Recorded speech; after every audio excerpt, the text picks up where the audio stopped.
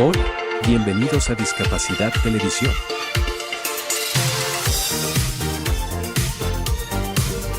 Recuerda suscribirte para no perderte los últimos estrenos y programas en vivo. Danos un me gusta, y así nos ayudarás a conocerte mejor. Por favor, no te olvides de compartir, así, más personas podrán disfrutar de Discapacidad Televisión y toda su programación.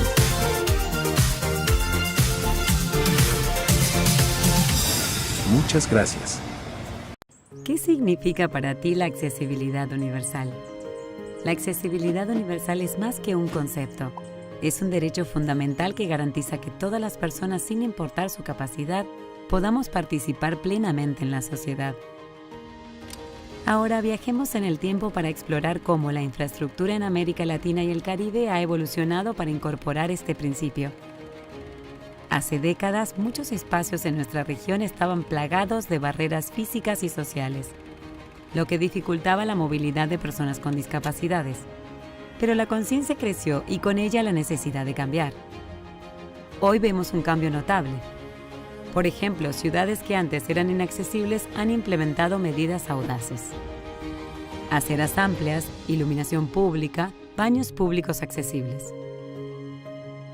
Estos cambios no solo benefician a las personas con discapacidades, sino a todos los seres humanos.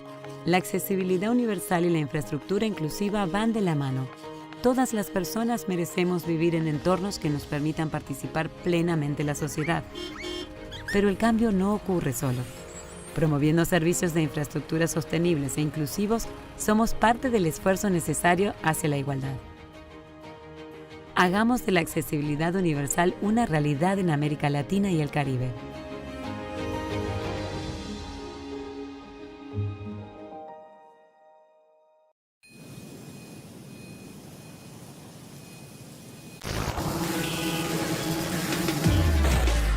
El ruido tiene nombre de generación. Somos decibelians. Y no nos conocerás por cómo vestimos ni por nuestro estilo de vida. Somos la primera generación marcada por el ruido. El ruido excesivo y prolongado, el uso frecuente de auriculares con un volumen alto y la contaminación acústica impactan en nuestra salud y nuestra calidad de vida. Y lo hacen, paradójicamente, de forma silenciosa. Pero es irreversible. El 50% de los jóvenes entre 12 y 35 años están en riesgo de pérdida auditiva Por exceso de ruido en contextos recreativos. Nuestro futuro no suena bien, ¿verdad? Queremos cambiarlo. Tomar conciencia e incorporar hábitos saludables para el cuidado de nuestra audición. Podemos hacerlo. Hagamos que el ruido no escriba la historia de nuestra generación. Baja el volumen. Sube la salud auditiva.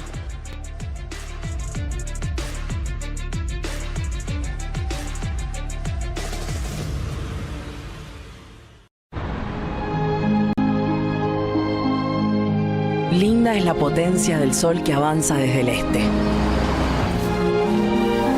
Linda es la gente que se levanta al alba para preparar todo, justo antes de que se pongan en marcha millones de soñadores. En ese momento donde la calma precede a la vorágine.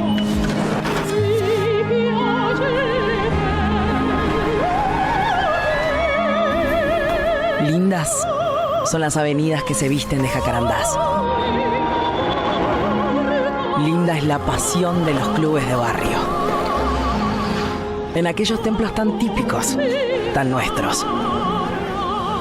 Lindas son las sobremesas eternas donde se arregla el mundo. Los sanguchitos de miga, la mila con fritas, la fugaceta rellena, el flan con dulce de leche.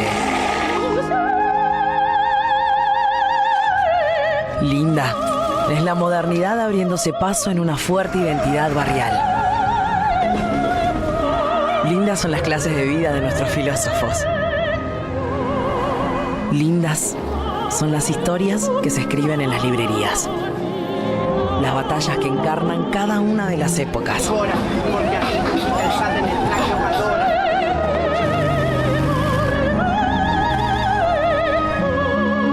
Y las señoras que toman el té acá, aunque parezca otro continente. Lindas son las avenidas iluminadas como un río de neón. Las personas que nunca se entregan al sueño.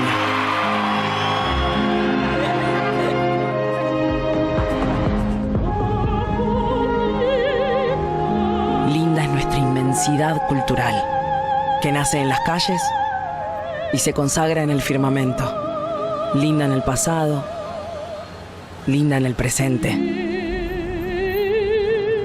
linda para siempre. Buenos Aires, la ciudad más linda del mundo.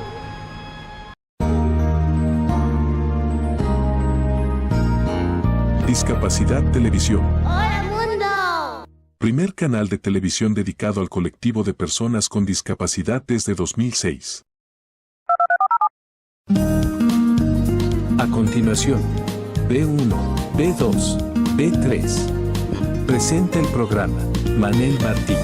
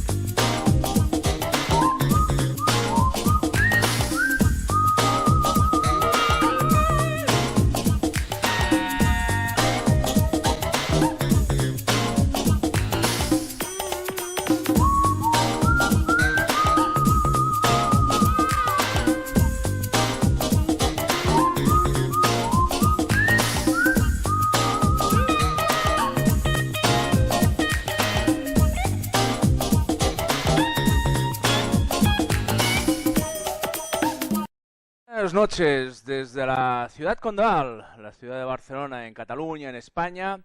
Nuevamente a través de internet a todo el mundo, B1, B2, B3. El programa dirigido, organizado, preparado por personas con discapacidad visual. Como todos bien sabéis, cada semana empezamos haciendo una pequeña reflexión sobre un detalle, sobre una barrera existente, pequeños detallitos que hay que ir mejorando en el futuro. Y este programa se irá ampliando porque hemos empezado con el tema de la discapacidad visual. La semana que viene, por ejemplo, ya vendrá una persona con discapacidad física a hablar en este programa, que será Mireia invitada, que ya hemos hablado con ella y nos ha dicho que estará presente el próximo martes con nosotros. Y también, bueno, lo hemos hecho también en la radio, hacemos un programa en Radio Canal Barcelona, aquí en Barcelona. También empecé en su momento con programas sobre discapacidad visual, luego siguió programas sobre discapacidad. Y ahora es un programa que contempla todos los temas que afectan al tercer sector, el sin ánimo de lucro, entidades que trabajan toda problemática social en todos los ámbitos de nuestra sociedad. Hoy haría reflexión sobre el tema de cómo hay que tratar a los ciegos o discapacitados visuales cuando vamos a los restaurantes, cosa que también, repetimos, habría que formar a los maîtres, a los camareros y también a los directivos de los hoteles, porque seguimos diciendo lo mismo, que por mucha voluntad que tengan, les falta la formación, que también no existe en su formación universitaria. Un señor estudia la carrera de turismo, hace toda su carrera completa y sale de la universidad sin tener ni idea de lo que es el conocimiento de las personas con discapacidad, y por eso pasa que vas a un hotel y te encuentras pues que las habitaciones están mal montadas, el camarero no sabe cómo atenderte, etcétera, etcétera, ¿no? A los ciegos y discapacitados visuales hay la famosa técnica del reloj, ¿eh? Nosotros estamos sentados en una mesa y evidentemente para sentarnos acordados dijimos que hay que poner la mano de la persona ciega tocando el respaldo de la silla, nos sientan correctamente y nos van a poner la comida delante nuestro. Tenemos delante nuestro un gran reloj. Esto es un reloj, tenemos aquí arriba las 12, a la derecha las 3, a la izquierda las 9 y abajo las 6, ¿eh? Se nos dice, mire, aquí en el centro tiene usted el plato, perfecto, sé que tengo el plato enfrente. A las 12, justo en el plato, tiene usted la botella de agua. Aquí arriba a las 12 está la botella de agua. A la 1, el vaso. Un poco a la derecha de estas 12 que acabamos de tocar, está el vaso de agua. A las 9 tiene usted el pan. A las 9 aquí a la izquierda está el pan. Y a las 3 tiene usted, por ejemplo, lo que sea. Entonces yo tengo la situación perfectamente controlada en todo momento. La comida, primeros platos y postres no acostumbran a ser problemas. Donde tengo dificultades en segundos platos, que no nos gusta para nada las carnes con demasiados huesos ni los pescados con demasiadas espinas. Y tampoco nos gusta cuando hay guarnición, esto de las patatitas, la cebollita alrededor de la carne o el pescado.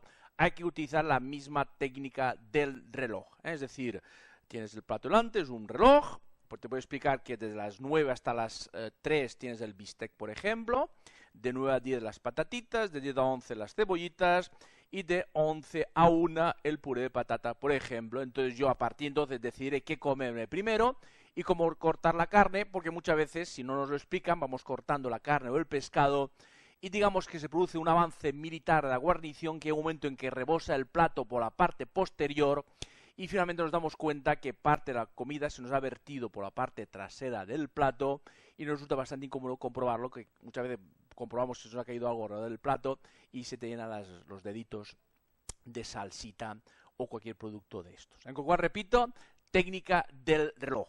También nos pregunta cómo sabemos llenar un vaso. Hay dos técnicas. Una un poco, digo, guarrindonga, siempre digo lo mismo, y una muy higiénica. La guarrindonga, lo sabéis todos, coger el vaso por la parte superior, metes el dedo dentro del vaso, vas vertiendo el líquido y cuando el líquido toca la yema del dedo, pues ya retiras el dedo y ya puedes beber. Esta es la guarrindonga, un poco sucia, tienes que tener los dedos limpios en teoría, aunque ya los tienes habitualmente, pero la higiénica es que coges el vaso por la parte superior y por vertiendo el líquido, por el ruido que hace al caer el líquido en el vaso, vas viendo que el vaso se va llenando. Y luego por el peso que tiene el vaso, compruebas si el vaso está lleno. Y puedes ya tener la técnica de llenar el vaso, pues dejando un dedito para que vierta el agua. Con lo cual hay una técnica perfectamente y no es necesario, servirnos el vaso, aunque también si hay un detalle, pues tampoco no pasa absolutamente nada. Bueno, después de este pequeño comentario, que repito, lo haremos cada semana. La semana que viene ya empezaremos a hablar sobre discapacidad físico, hablaremos de las medidas de la silla de rueda, esto es para los arquitectos, los ingenieros, que tampoco en su carrera universitaria aprenden cuánto mide una silla de ruedas, ni tampoco hacen la práctica de ir por nuestras ciudades y ver cómo se va con silla de ruedas, cómo se coge el autobús, cómo se llega al metro, cómo se cruza una calle. Serán detallitos que también iremos reflejando en este programa. Y hoy tenemos la suerte de compartir el programa con un buen amigo de la asociación, que es el Antonio Ruiz de Conejo. Don Antonio, buenas noches. El Antonio es un buen amigo porque acudió con nosotros, nos reunimos varias veces, por el tema de los perros guía. El Antonio es adiestrador de perros. ¿Es tu profesión de siempre, Antonio, o empezaste más tarde? Llevo 20 años. En el tema del adiestramiento se llama adiestramiento civil. Básicamente lo que me dedico es ayudar a las personas que tienen una mascota en su casa con la que la convivencia, por lo que fuera, ha llegado a ser un poco complicada, pues ayudo a solucionar esa convivencia, de manera que perro y dueños puedan llegar a entenderse y convivir apaciblemente ambas partes. El acceder a esta profesión es porque de origen ya te deben gustar los animales. En mi caso convergen muchas cosas. Cuando en el colegio te preguntan, ¿tú de mayor qué quieres ser? ¿Qué quiero ser? Pues la verdad es que no sabía qué quería ser, pero sí pensaba que me gustaría un trabajo al aire libre, sí pensaba que me gusta mucho la docencia y sí pensaba que me gustan mucho los animales. Y fíjate por dónde tengo una profesión que lo reúne todo. ¿Y en España cómo se dirige uno a esta profesión? ¿Hay un tipo de formación reglada? Vamos a ver, ahí tengo que decir que en este país pues estamos todavía un poquito con retraso. En muchos otros países sí hay una reglamentación perfecta en cuanto a este tipo de profesión, pero en España yo te tengo que decir, Manel, que tú mañana vas y sacas el IAE o una licencia fiscal y con eso eres tan adiestrador como lo puedo ser yo. Entonces verdaderamente no hay una titulación oficial que nos pueda reconocer a todo el colectivo de adiestradores. ¿Lo deseable que sería que hubiese una formación profesional, una carrera universitaria, o cómo se contempla en otros países? En Inglaterra, en Francia, por ejemplo, hay una titulación, hay una carrera universitaria o formación profesional, si no recuerdo mal, que te da una titulación reconocida y a partir de ahí puedes ejercer la profesión de adiestrador. Lo que pasa que aquí se está intentando trabajar en eso, pero ciertamente es muy complicado, porque yo creo que quizá es parte de la culpa, es nuestra, porque no llegamos a ponernos de acuerdo en quién me puede examinar a mí de lo que yo sé y qué necesito yo saber para poder trabajar ante los perros o ante un particular que tenga problemas. Coger los históricos, ¿no? Sí, pero lo que pasa es que, vamos a ver, el mundo de trabajo del perro es muy amplio. Hay tantas cosas que se le pueden enseñar a un perro que es realmente difícil tenemos el perro guía, necesitaríamos unos estudios o una titulación concreta para ese tipo de perro. El perro de asistencia, otra vez, otra titulación y una reglamentación adecuada al perro de asistencia. El perro policía, el que se dedica, como es mi caso, al perro civil simplemente. Hay mil diferentes, vamos a decir, tipos de trabajo dentro del perro. El perro de rescate también súper importante. Y fíjate que en España el perro de rescate, pues los que intervienen, por ejemplo, cuando hay un terremoto, son siempre perros que llevan gente amateur, que lo hacen como un hobby.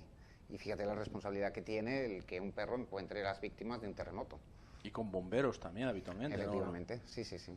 Los grupos de bomberos aquí en Barcelona que van siempre a los terremotos que se producen en otros países, por suerte aquí no tenemos muchos, ¿no? Sí, desde Barcelona ha habido un par de participaciones que han sido, te diría casi que famosas, en unos terremotos que hubo en China, si no recuerdo mal, y otro en Centroamérica, donde la participación de un grupo de rescate desde Cataluña fue decisiva. Entonces una persona decide en España, como estamos aquí, supongo también en muchos países hispanoamericanos estará la situación parecida, que no hay una titulación, ¿y qué empiezas? ¿A poner unos anuncios y te empiezas a entrenar con amigos o cómo funciona el tema? Pues vamos a ver, actualmente hay algunas academias que hacen cursos o cursillos para la gente que quiere ser, pues, desde adiestrador de perros a peluquero de perros o juez de exposiciones de belleza. Lo que pasa que insisto que no es una enseñanza reglada. Los diplomas que te dan reconocen que el título está legalmente capacitado para dar esos cursos, pero esa titulación no tiene ningún valor legal. En mi caso, yo puedo decirte que lo que hice fue buscar una persona que me hizo de maestro. Estuve, pues, con ella prácticamente 10 años trabajando mano a mano para poder aprender una base. Luego la experiencia, evidentemente, pues también te va enseñando. A un perro, tú estás dedicado al tema civil, luego hablaremos de los perros guía, lo que podemos saber, perros guía, perros de asistencia y perros policía también, y como dices también de rescate, pero a un perro, ¿qué se le puede enseñar exactamente? Pues un perro, vamos a ver, te diría que es una esponja, se le puede enseñar de todo, Ya te digo, mi especialidad es resolver la problemática del perro que es animal de compañía. Entonces, en ese sentido, desde la experiencia te puedo decir que el problema es que el perro lo aprende absolutamente todo y muchas veces lo aprende sin que nosotros nos demos cuenta de que lo ha aprendido. Entonces, por ejemplo, los problemas que tengo es que la gente no participa activamente de la educación del perro, es decir, lo maleducan sin saberlo. El hecho de no dar una educación adecuada es una manera de maleducar al perro. Y esos aprendizajes pues vienen dados simplemente pues, porque humanizamos al perro. Ese es el problema más común, más extendido que hay. ¿Qué habría que hacer, Antonio? Habitualmente, lo más normal actualmente es que el hijo, el niño empieza a pedir perrito, que quiere perrito, ¿eh? Entonces los padres, cuando llega Navidad o a probar las asignaturas durante el curso, le regalan un perro sin tener ni idea. ¿Qué sería deseable? ¿Que pasemos una pequeña formación a través de un adiestrado profesional para que ese perro tenga una actuación correcta, o qué habría que hacer con este perro? Bueno, vamos a ver, en primer lugar yo creo que lo que habría que tener muy claro siempre es que el hecho de adquirir un animal de compañía, sea un perro, un gato, un loro, un periquito, siempre tiene que ser un acto de responsabilidad. Es decir, está claro que ese animal nos puede dar muchas satisfacciones, pero conlleva unas obligaciones que tenemos que cumplir. Es un contrato a dos partes. Entonces, en el caso concreto de los perros, es mi opinión, yo creo que debería incluirse en el precio del animal, en el caso de que sea una compra, un pequeño contrato de educación de la mascota. Es decir, igual que para tener en casa unas armas, te hacen pasar una serie de pruebas que te demuestren que legalmente estás capacitado para hacer uso de esas armas. Yo creo que antes de tener un perro deberías poder demostrar que eres suficientemente responsable para tener ese animal a tu cuidado y además puedes ser responsable de su comportamiento y tienes que poder gobernarlo en cualquier situación para que no perjudique nunca a otras personas. ¿Qué dificultades para gente que se está planteando ahora mismo tener un perro en su casa? Eso que comentamos, que el matrimonio, uno de los dos pide perro, que quiere tener un perro para pasear con él o lo que sea. ¿Qué hay que hacer a nivel de... para que haya una convivencia correcta con el perro? ¿Qué dificultades se va a encontrar en el futuro esa persona que tenga en su casa un perro? Bueno, pues me estás haciendo la pregunta del millón. Dificultades, muchísimas dificultades puede tener. A ver, sobre todo, la mayoría de ellas se solventan teniendo un poquito de sentido común. Es decir, hay que tener muy presente que los perros, por más que se les quiera, son animales. Es decir, parten desde la primariedad. El ser humano hace quizá mucho tiempo que dejó de ser animal para ser ser humano y por lo tanto el plano de pensamiento es mucho más complejo. Entonces el problema viene de que no hay entendimiento, porque nosotros tendemos a explicarle a los perros las cosas desde nuestro plano de pensamiento, pero el perro es mucho más sencillo. Que no por eso yo no estoy diciendo que no sea inteligente, pero sí entiende las cosas de una manera mucho más sencilla. Por ejemplo, te puedo decir que hay gente que le hace gracia que el perro suba al sofá, pero sin embargo cuando hacen el partido de fútbol no conviene que ese perro esté en el sofá porque me incomoda. Bueno, para el perro es mucho más fácil entender que el acceso al sofá está permitido siempre o que no se le permite nunca. Si pensamos en blanco o negro, el perro nos va a entender perfectamente bien. Lo difícil es ponernos de acuerdo en cuándo es un gris claro, un gris oscuro, eso es lo complicado. A nivel profesional, por ejemplo, ¿qué casos te encuentras más habitualmente de conflicto entre perros y propietarios? Bueno, vamos a ver. Actualmente lo que veo como más generalizado es que los perros se tiende a sobreprotegerlos y a mimarlos en exceso. Entonces, eso lo que suele dar como resultado son individuos que son un poquito inseguros, un poquito miedosos, y eso es fuente de problemas. Porque si el perro siente miedo, la mejor defensa, todo el mundo lo sabe, es un buen ataque, y ahí empezamos a tener conflictos. Entonces, para mí, vamos a ver, el problema es un poquito la información que tiene la gente cuando adquiere un animal. El animal hay que imponerle unas pautas para la convivencia en casa. Entonces, puesto que normalmente se adquiere un cachorro, son muy monos, son muy simpáticos, da pena decirle que no, y ahí empezamos a tener problemas. Porque todo esto que haya tendencia de pasar por la peluquería, ponerles unos abriguitos en invierno, ¿todo esto es necesario o lo hace únicamente por estética o cómo va el tema? Bueno, en realidad yo creo que eso es, al margen de la estética, evidentemente, es también una satisfacción para uno mismo. Quiero decir, el dueño proyecta sobre el animal lo que a uno mismo le gustaría que le hicieran, por decirte de alguna manera. Entonces, el atender al perro de una manera concreta estás demostrando qué es lo que te gustaría haber vivido o que hubieran hecho contigo, ¿no? Hay pues un disfrute. A veces el darle al perro de comer desde la mesa, uno está pensando egoístamente en el placer que me da a mí el ver a mi perro contento. Lo que pasa que lo que no pensamos es que al perro le estoy generando para el día de mañana una ansiedad cada vez que yo me siente en la mesa.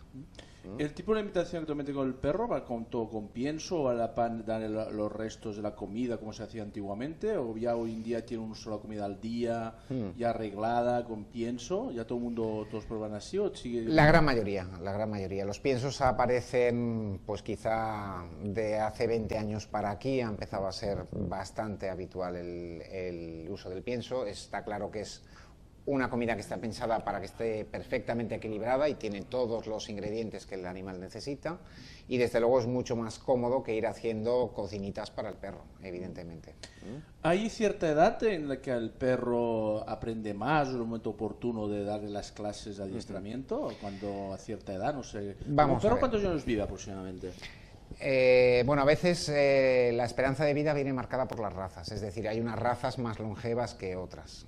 Por ejemplo, pues te podría decir que un boxer, la esperanza de vida está entre los 10, quizás tirándolo mucho 12 años, mientras que un pastor alemán, yo he conocido un pastor alemán de 23 años. Entonces, en cuanto a la primera pregunta que me haces de cuándo es el momento ideal para educarlo, vamos a ver, el perro aprende prácticamente desde el día que nace. Lo que pasa que tiene diferentes estadios evolutivos a lo largo de la vida, como pasa con el ser humano. En mi opinión, hasta los 6 meses aproximadamente, debería aprender, pero un poco como se hace en las guarderías con los niños, en el preescolar. Un poco con juego, con sesiones de trabajo pues muy breves, muy alegres, con poca imposición, en los que básicamente habría que enseñarle pues normas de limpieza, de relación con el entorno, de relación con el resto de la gente o de los animales que él puede encontrar en su vida diaria. Entre los 6 y 8 meses es el momento anterior a la pubertad del perro. Para mí es el momento ideal para educar a un animal. Y te diré que hasta el año y medio, quizá 2 años, no me preocupa su educación. Puede ir perfectamente al colegio. A partir del año y medio, 2 años, como te digo, ya tenemos un individuo que es completamente adulto y quizá ya hay que empezar a pensar en llevarle a la mili. Entonces, te puedo decir que he educado perros con 9 años, con buen resultado, pero con ellos el planteamiento es, el camino es este y no hay otro.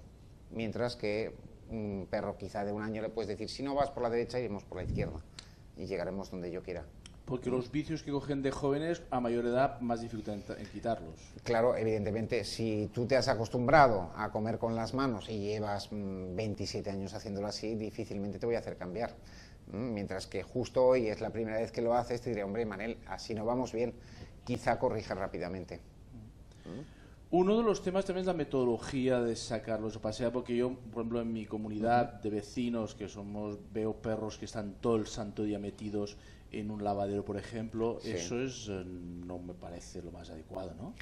Evidentemente que no, eso forma parte del contrato que hemos firmado con el animal en el momento que lo hemos adquirido.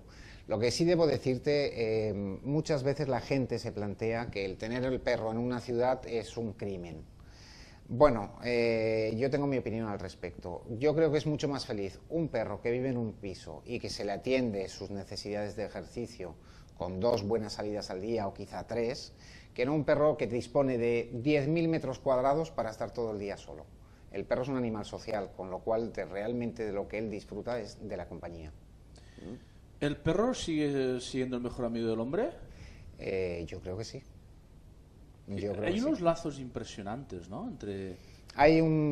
Cuando la relación es cordial, hay un muy buen entendimiento.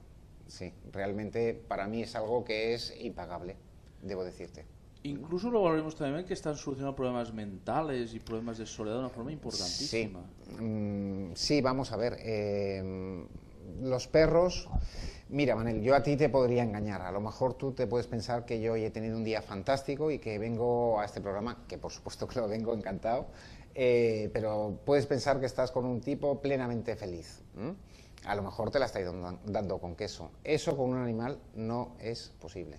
El animal sabe perfectamente cuál es tu estado de ánimo, cuál es tu pensamiento y qué es lo que quieres o lo que no quieres. Y el motivo es muy sencillo. Un perro siempre conoce mucho mejor a los dueños que no al revés.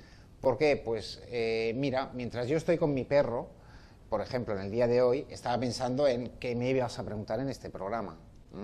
Estaba pensando en saber qué notas pueden tener mis hijos en el colegio o qué le puedo hacer de comer a mi suegra el domingo cuando venga a casa. El perro que estaba conmigo no tenía ninguna de estas preocupaciones, simplemente me veía caminar de un lado al otro del comedor y estaba tomando fotos cada segundo de cuáles eran mis movimientos y mi estado de ánimo. Entonces, simplemente mi presencia, mi tiempo compartido con el perro estaba compartido con muchos otros pensamientos. El perro solo tenía delante suyo mi presencia, con lo cual sabe perfectamente a cada movimiento mío cuál es el siguiente que voy a hacer. ¿Me explico? Antonio, aquí hacemos 2 interrupciones, esto es para publicidad. ¿Cómo va la publicidad, Claudio? ¿Vamos teniendo cada vez más? Sí, me dice que va a haber publicidad, a ver si llenamos todos esos espacios. La promo es interesante porque os vais enterando de próximos programas, pero también la publicidad porque hay que mantener la entidad.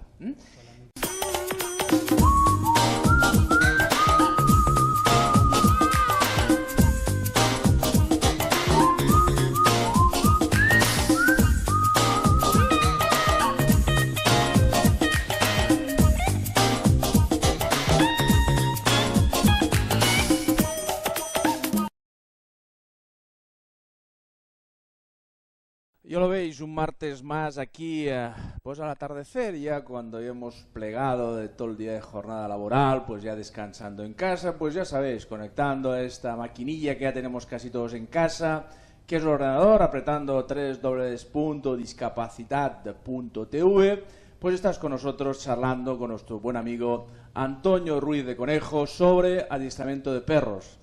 Decíamos el tema de que el perro muchas veces soluciona problemas psicológicos de los afectados, ¿no? De los que piden el perro. Sobre todo mucha gente mayor, por ejemplo, la soledad es un tema importantísimo hoy en día en la gente mayor. Les puede ayudar muchísimo tener un perro a su lado. Bueno, mira, vamos a ver, tal y como hemos dicho antes, el perro tiene implícitas unas obligaciones, que es el ejercicio, por ejemplo. Entonces, el que tiene un perro debería sacarlo a la calle a pasear, no todo el mundo lo hace, pero debería salir a pasear. Y el simple hecho de verte obligado a salir a la calle con tu perro, entonces muchas veces estos animales generan simpatía en la gente que los ve y siempre hay alguien que se te acerca, ¡ay, qué bonito! ¿Cómo se llama? Y tal. El hecho de tener una llave para entrar en contacto con los demás es una fuente de escape para los problemas de las personas. Es fácil cuando tienes un problema quedarte en casa arrinconado, pero tienes que sacar al perro, te encuentras con quien sea, a lo mejor coincides cada tarde con las mismas personas en el parque, con sus mascotas, te ves obligado a interrelacionarte y eso relaja siempre las tensiones que uno pueda vivir. Hay una leyenda urbana que va por ahí diciendo que se ligan más con perro, ¿no? Pues probablemente sí.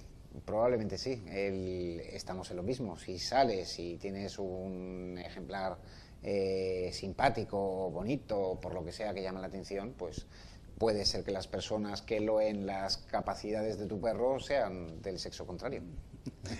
Vamos a hablar con el Antonio porque va muy rápido este programa, enseguida se nos paga inmediatamente, con una ilusión que tiene el Antonio, que es trabajar con perros guía. Es una cosa que tienes en la mente hace tiempo, ¿no, Antonio? Sí, evidentemente, desde mi punto de vista, el perro guía sería, dentro de los perros de trabajo, pues el rey, ¿no? Es por el tipo de servicio que hace, junto con los perros de asistencia. No lo sé, para mí es el más goloso y quizá el más vistoso, y también para trabajar con él el más enriquecedor, ¿no? Un poco por el tipo de servicio que da, el poder ayudar a gente con discapacidad. Muchos ciegos, pasa que pocos ciegos tienen, hay unos estudios que dicen que solo el 4% de los ciegos utilizan perro guía, ¿no? ¿Eso has estudiado un poco el tema de por qué están bajo el número? ¿Se tiene algún tipo de estudio de por qué están bajo el número de usuarios? Bueno, yo creo que influyen muchos factores. En primer lugar, lo que está claro es que para que un invidente pueda ser usuario de un perro guía, debe tener el propio invidente unas capacidades de orientación suficientes para poder manejarse. Es decir, el perro simplemente se limita a cumplir una serie de órdenes, como buscar pues un paso de cebra o el banco, o guiarte por una acera en la que hay determinados obstáculos. Pero en todo momento es el invidente el que tiene que saber hacia dónde quiere ir y cuál es la ruta que tiene que tomar, de manera que él le diga al perro: tenemos que cruzar la calle, ahora tenemos que seguir recto, pero es el invidente el que tiene que saber, me faltan 3 travesías hasta llegar a mi destino. Entonces, no todos los invidentes tienen esa facilidad de orientación. En España prácticamente existe un monopolio total por parte de la ONCE, que es que facilita perros guía a través de su escuela de perros guía de Madrid, y también muchos compañeros nuestros van a buscar perros guía a Estados Unidos, a Rochester, si no recuerdo mal. Sí, efectivamente. Las listas de espera actualmente son muy largas, ¿no? El periodo de espera es todavía bastante largo, ¿no? Sí, por lo que yo sé, creo que estamos hablando de unos 4 años de espera aproximadamente. 4 años de espera, de unido. Sí, lo cual es muchísimo, evidentemente. Mucho tiempo de espera. Lo que pasa, vamos a ver, Manel, mira, la situación, por ejemplo, en Francia es completamente diferente a la que tenemos en España. En Francia hay 17 escuelas de perros guía, ¿vale? Yo he visitado alguna de ellas y las relaciones entre ellas son de colaboración. Pues por ejemplo, para cruzar diferentes perros e ir cambiando las líneas de sangre para evitar la consanguinidad. La Federación Internacional de Escuelas de Perros Guías pues tiene para los que son miembros una serie de de espacios en los que se pueden compartir experiencias. Quiero decir, hoy en día está de moda la globalización y eso sería lo ideal en el tema del perro guía, ¿no? El poder compartir experiencias, el poder tener muchas más escuelas que redujeran las listas de esperas, pero en España pues tenemos solo una escuela. ¿El modelo de escuela es la escuela pequeñita de un caserío, una masía, por ejemplo, en Cataluña, donde haya un número no muy grande de perros salidos? ¿Cómo sería el tipo ideal? Mira, vamos a ver. En la Federación Internacional de Escuelas de Perros Guía siempre coinciden en decirte que en el momento de iniciar una escuela de perros guía, lo más importante es el trabajo con los perros, nunca las instalaciones. Entonces, ellos ponen, por ejemplo, una escuela suiza de perro guía en la que se inició porque los adiestradores, los instructores de los perros, tenían los perros viviendo en sus casas. Entonces, desde allí salían a la calle, trabajaban con ellos, los llevaban a los metros, a los autobuses y a posteriori enseñaban al invidente a interpretar qué es lo que el perro estaba marcando en cada momento. ¿Qué adiestramiento necesita un perro guía? Es decir, tiene un proceso de adiestramiento distinto al que tú haces habitualmente con los civiles, ¿no? ¿Qué dices? Sí, vamos a ver, quizá el tipo de trabajo que yo hago es el que es la EGB, la educación básica que necesita un perro de trabajo en general. Digamos que las normas que yo explico a todos mis pacientes son las normas que les van a permitir convivir en el entorno que les rodea.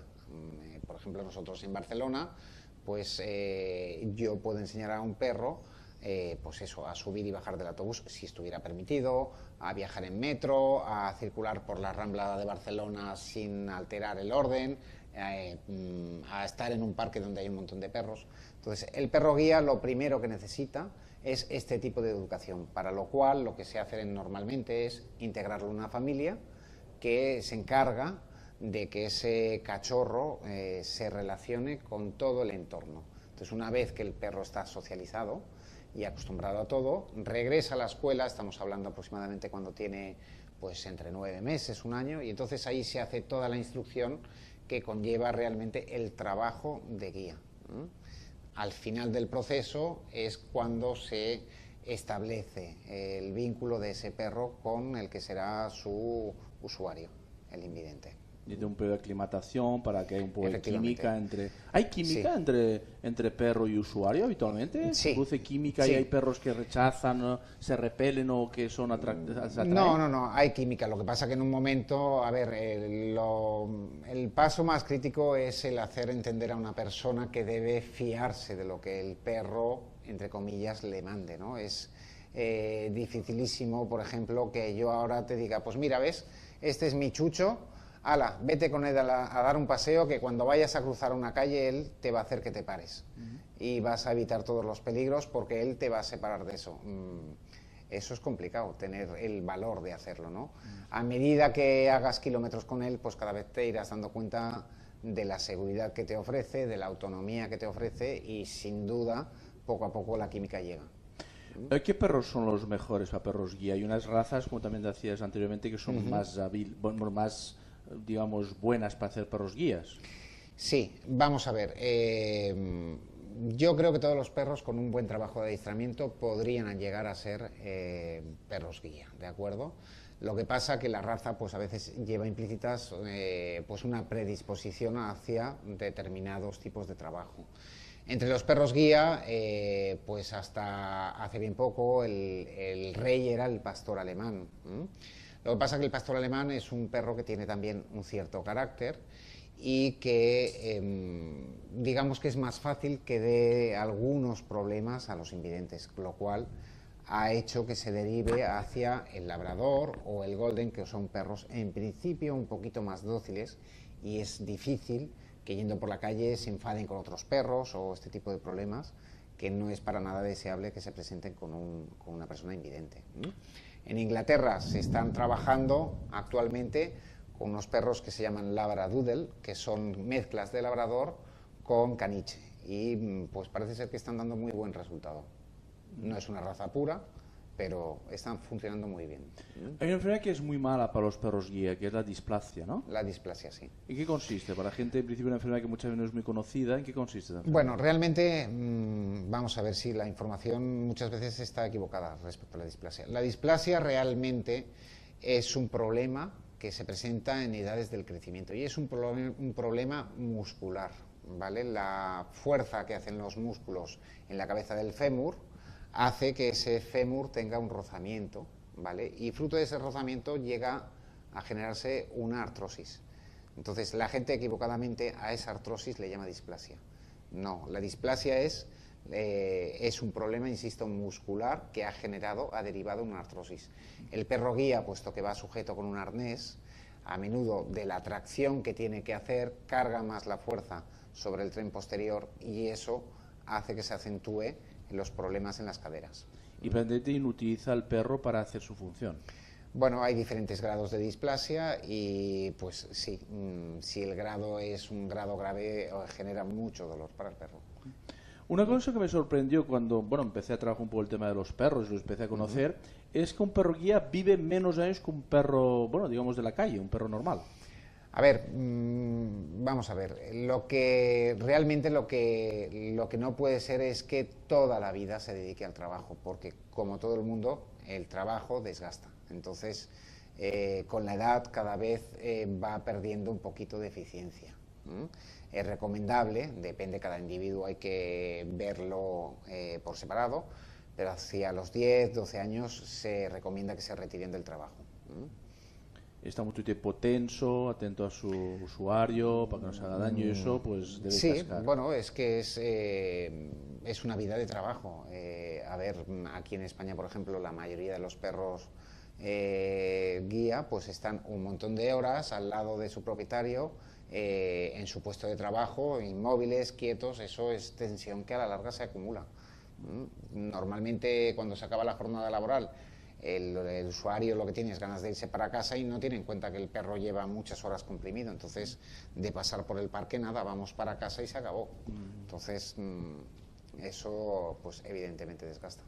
Un problema que se plantea al ciego es cuando, como dice el Antonio, hacia los 10, 12 años el perro ya no puede seguir haciendo su función, que es guiarte, y viene prácticamente la jubilación del perro. Efectivamente. Y el usuario necesita otro perro y ir a buscar otro perro.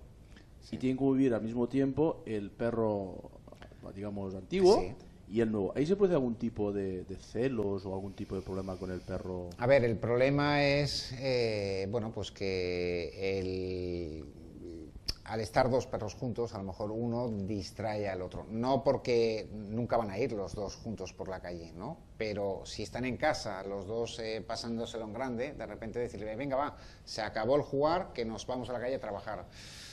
No es lo mismo que si un perro está solo en casa, le dices, vamos a la calle a trabajar. Sí, pero a la calle no. Entonces viene un poquito de ahí. Yo creo que es algo que se resuelve simplemente dándole una información correcta al usuario de cuáles son las pautas que tiene que marcar para que la convivencia de los dos sea la adecuada en casa y no entorpezca el trabajo del perro que está en activo. Uno de los dramas más que me hizo más impacto en la vida fue cuando tuvieron que, practicar la eutanasia activa a un perro, que muchas veces en los perros sí que se realiza eutanasia activa en favor del perro. Sí, efectivamente. Hay ocasiones en que tiene tumores o tiene artrosis muy cualquier profunda. Enfermedad que no le dé calidad de vida al perro, ¿no? Yo creo que simplemente es un acto de generosidad, aunque pues evidentemente es durísimo de vivir. Eso ahí es duro verlo, ¿eh? Ver a un usuario de perro y enganchado al perro, abrazado a él y el pobre perro falleciendo poco a poco por la inyección puesta, es de las escenas más dramáticas que puede existir. Pero eso te diré que no es necesario que sea un perro guía. Quiero decir, cualquier animal que se ha entregado a ti, que has compartido con él un tiempo, una convivencia, al fin y al cabo, desprenderse de él ciertamente es doloroso. Nos quedan perros de asistencia muy importantes. Se está trabajando con personas con tetraplegia, con autismo y luego también pues muchos otros perros de policía que ayudan a detectar pues todo tipo de objetos incorrectos en las aduanas, etcétera, y también como decía también el Antonio hace un momento, perros de rescate. Pero bueno.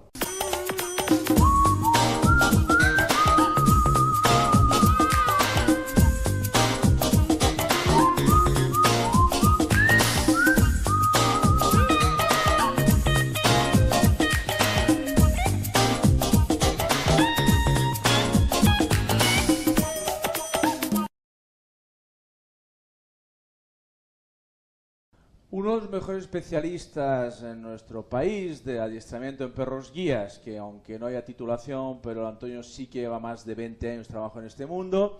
Y vamos a hablar un poco de otro tipo de perros, ¿no? Que son también perros de asistencia. También se está trabajando el tema para otros discapacitados. Sí, efectivamente, pueden ser de muchísima ayuda.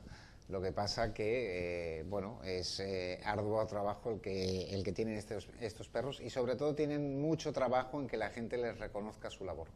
La gente todavía no sabe lo que es un perro de asistencia y pues hay que colaborar, igual que pasa pues, con el perro guía. La gente ve un perro con un invidente y van a saludarlo, van a tocarlo y lo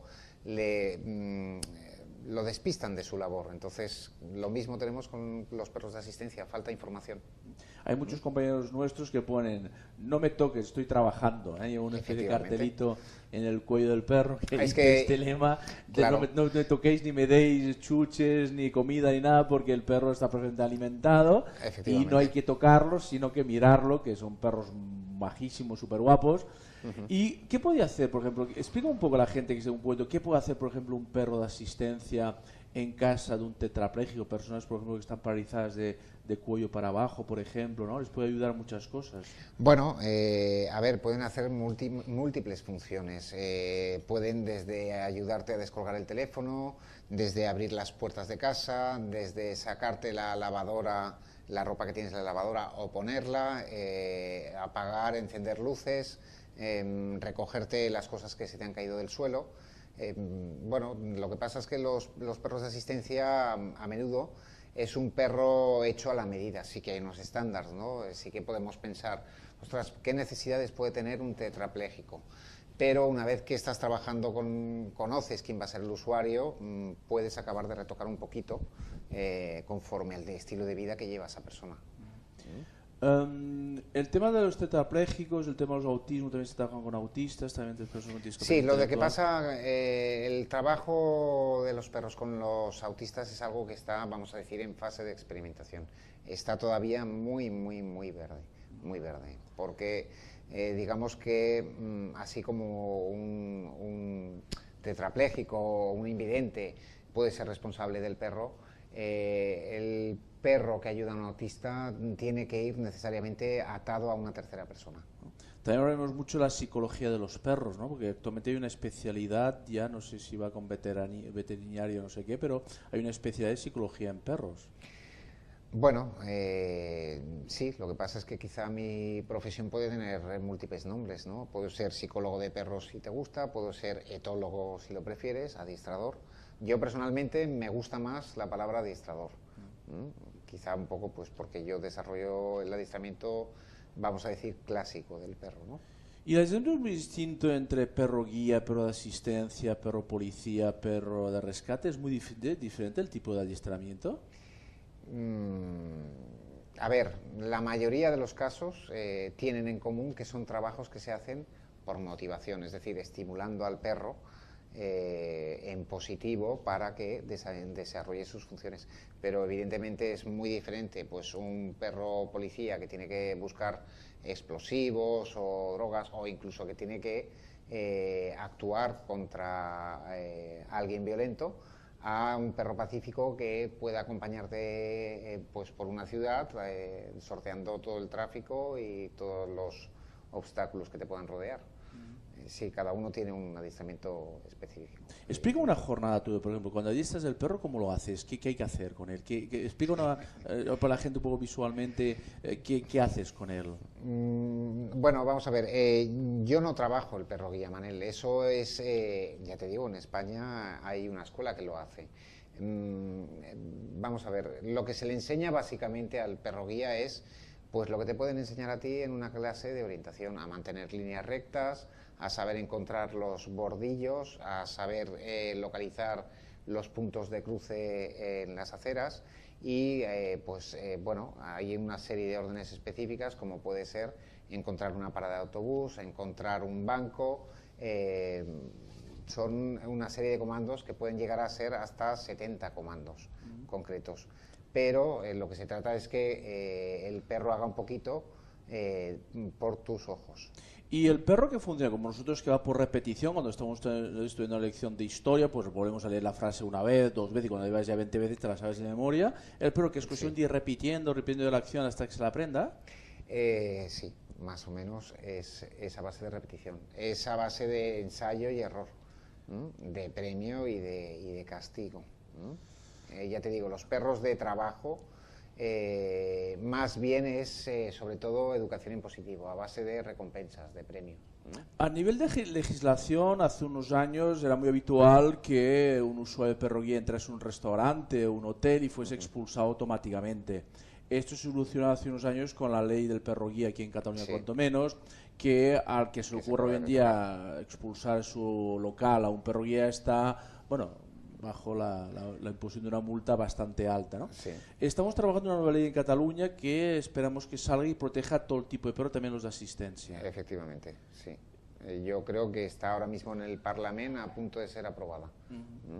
Tengo que decirte que un perro de asistencia, el perro guía puede entrar en cualquier espacio público, menos en los quirófanos. Los quirófanos donde se está operando una persona, pero en todos los demás sitios. Sigue pasando de tanto en tanto, de tanto cosa en el diario, como también podemos explicar que aquí en España, en Almería, hace un par de semanas, un grupo de chicos con síndrome de Down fueron expulsados de una discoteca. Bueno, pobrecito el dueño o el que los expulsó de la discoteca, ¿no? Y de tanto en tanto también se oye que, no sé, un propietario de un restaurante, pues al ver un perro entrar, también ha hecho las suyas, ¿no? Pero actualmente ya estamos empezando a decir, no, amigo, ya perdone, si llamamos a la Guardia Urbana, pues quien tendrá problemas será usted, y yo no, porque mi perro puede ir por cualquier sitio, excepto, como dice el Antonio, en un quirófano. Antonio, hablemos de tu gran sueño, porque tienes sueños, ¿no? Tienes una edad todavía temprana, eres joven todavía. Por supuesto. Y quieres, hay ideas por ahí que estaban empezando a circular. Se intentó en su momento hacer una gran escuela en Cataluña con un centro de FP, de adiestramiento. Sí. ¿Cómo ves el futuro y cuáles son las ideas que te rondan por la cabeza actualmente? Bueno, a ver, ideas tengo muchísimas. Supongo que por la que me estás preguntando tú en concreto es, pues bueno, a mí me encantaría poder aportar algo a la sociedad, y eso sería, pues efectivamente, creando una escuela, de perros guía que os permita a la gente de Cataluña, sobre todo, que son los más cercanos, tener más agilidad a la hora de encontrar un perro guía que os pueda ayudar para vuestro vivir de cada día. Para tener esta idea, ¿qué necesitamos? Financiamiento público y privado, básicamente, ¿no? La Generalitat en Cataluña necesitamos más apoyo. Sí, básicamente, bueno, yo creo que se trata un poco de romper con la idea de que, bueno, aquí la mayoría de los invidentes dependen de una institución, y todo el mundo, cuando le dices, me gustaría hacer esto, bueno, pues ves a tal sitio y pregunta. No es necesario ir a tal sitio, es tener un poco más de, creo yo, de iniciativa, de ayuda, de colaboración, y efectivamente desde las entidades, pues un poco más de apoyo y de soporte. ¿Cuánto sale un perro guía? Que todo el mundo nos lo pregunta. ¿Qué precio tiene un perro guía ya salido de la academia y tal? Pues más o menos está alrededor de los 30.000 euros. 30.000 euros un perrito, casi un Audi, con el perrito. Que eso es maravilloso, digo. Sí, pero son muchas horas de trabajo los que conlleva, son muchas horas de trabajo y, a ver, no sé cómo decirte, no es un perro cualquiera, es un perro que te va a dar un servicio durante, pues quizá 10 años. 10 años de tu vida. Probablemente el fumar sea más caro. Antonio, te dije que esto se pasaba enseguida, ya lo ves, sin darnos cuenta, poquito, y el Claudio me está reclamando que, señoras y señores, este programa se repite el sábado, me parece que es a las 12, el lunes a las... Bueno, diferentes horarios, si se fijan en la programación en la página web veréis cuando se repite.